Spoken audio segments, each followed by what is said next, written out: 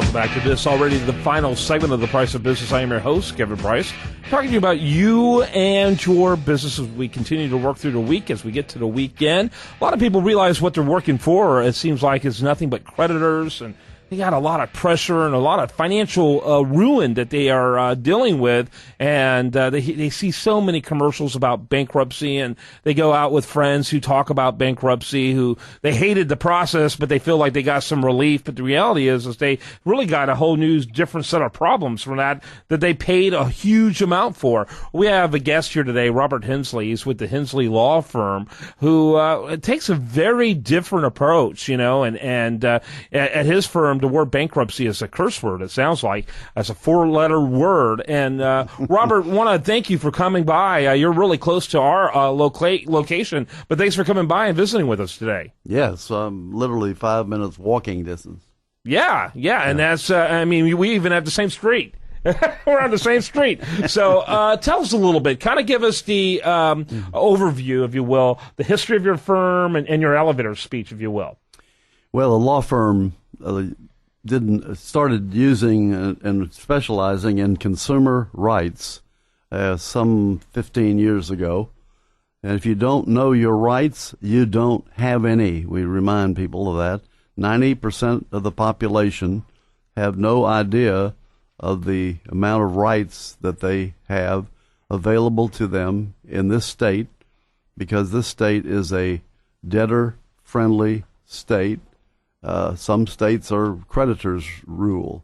In states like Colorado and New Jersey, the creditor has all the leverage, the power, and the rights. Mm-hmm. In Texas, I feel sorry for the creditors because the debtor has all the rights if he knows how to assert them. And 90% of the public who didn't go to law school don't know how to assert those consumer rights.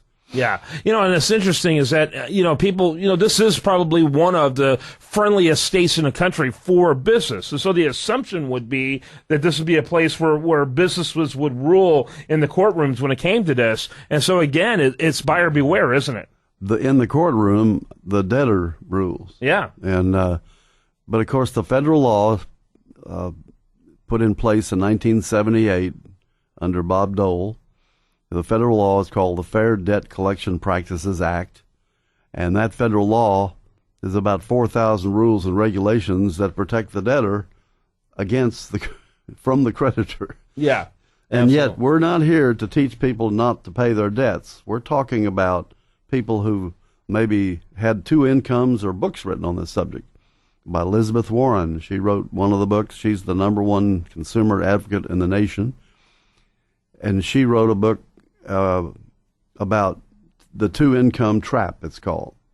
And you've got two incomes and you're paying your debts fine, and then one of them disappears either through death or divorce, and now you got one income or no incomes.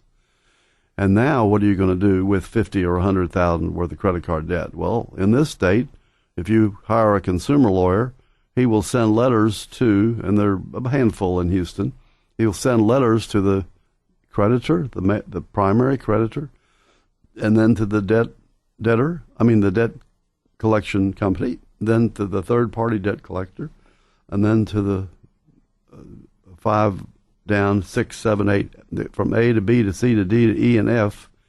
Those accounts will travel, and those letters from the consumer lawyer will go out to each of those debt collectors, and they will flee in terror without any bankruptcy. Mm-hmm. They will literally throw up their hands and say, please don't hurt me. Right. Because they've all been sued so many times because people have pushed the envelopes. These businesses have pushed the envelopes. They've used inappropriate intimidation that doesn't match up with the law, and they essentially have crosshairs on their backs because of what they did up to that point of you having that revelation that you don't have to be treated that way.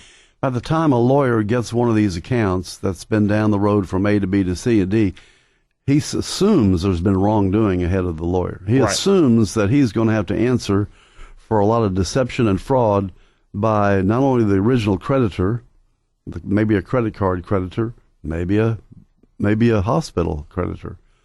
He assumes there's been wrongdoing. He doesn't wonder if there's been wrongdoing. It's just so easy. If you're breathing, you're violating the Fair Debt Collection Practices Act, the collector is. Yeah. So we take advantage of that. And they could easily end up owing. Not only will you not end up paying, yes. and again, I agree with you at the very beginning. You should pay, but it should all be done within the perimeter of the law. You shouldn't be abused in the process. They could end up owing you if they hadn't, and all those letters you're getting, all of that is documentation against them. And to those who might question the morality of what we're doing, think about the federal government, the state government, the county government, and the city government. They're all broke. They're all heavily in debt. They're all a complete mess. They don't know what they're doing on debt.